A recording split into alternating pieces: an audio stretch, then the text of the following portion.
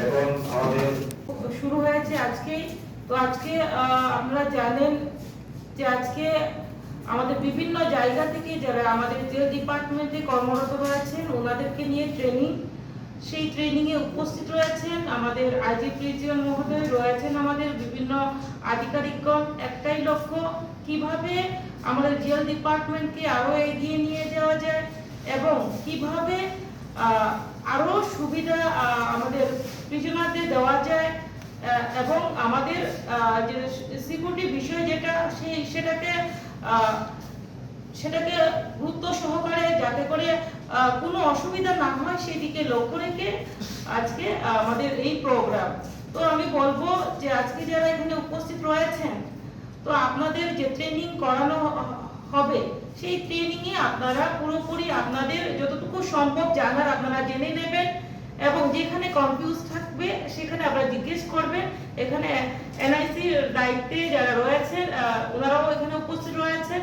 তো মূল কথা হচ্ছে যে আমাদের ত্রিপুরা রাজ্যে বিভিন্ন কোনায় কোনায় দেখা যায়, অনেক সময় দেখা যায়, আমরা লক্ষ্য করেছি বিগত দিনেও, যে কোনো একটা কারণে হতে পারে বাড়িতে কোনো অসুস্থ হয়েছে, কেউ মারা গেছে, সেই ক্ষেত্রে কাউকে ছুটি দেওয়া এবং কোনো প্রিজনার যদি অসুস্থ হয়ে যায় হসপিটালে নিয়ে যাওয়া, সেই ক্ষেত্রে দেখা যায় অনেকটা রিস্কের ব্যাপার হয়ে যায়, কখনো সেখান থেকে পালিয়ে যায়।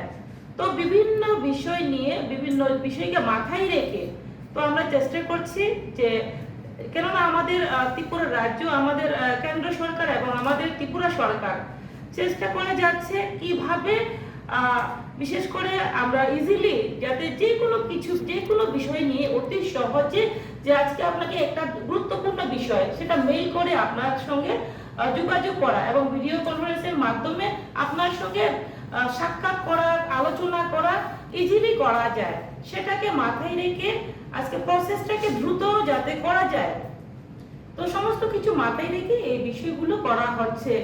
যেমন আমাদের আইজি প্রেসিডেন্ট স্যার বলেছেন কি আমাদের এই পঞ্চায়েত পর্যন্ত আমাদের শুরু হয়ে গেছে। তো আমাদের ডিপার্টমেন্টের দরকার কি যে আমরা আরো এগিয়ে যাব, আরো যাতে আমরা ডিপার্টমেন্টকে কাজে লাগিয়ে আরো যাতে পাবলিকের বিভিন্ন প্রিজনার থেকে শুরু করে আমাদের স্টাফদের থেকে শুরু করে প্রত্যেকের যাতে সুবিধা হয়, সেটা মাথায় রেখে আজকের এই প্রোগ্রাম।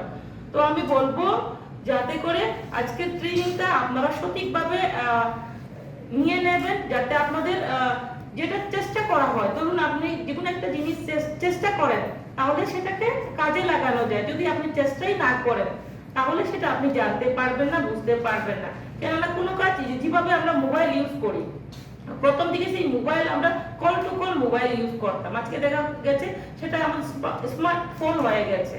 তো সেটা প্রথম দিকে অনেকেই পারতো না, আজকে দেখা গেছে প্রত্যেকেই যারা পড়াশোনা নেই ওনারাও পারছেন। তো তার জন্য কোনো অসুবিধা হবে না, আমি আশাবাদী যে আমাদের স্মুথলি আমাদের দপ্তর আমাদের এই ট্রেনিং এর মাধ্যমে আমাদের অনেকেরই সহযোগিতা হবে। তো আর বেশি কিছু বলবো না, আপনারা ভালোভাবে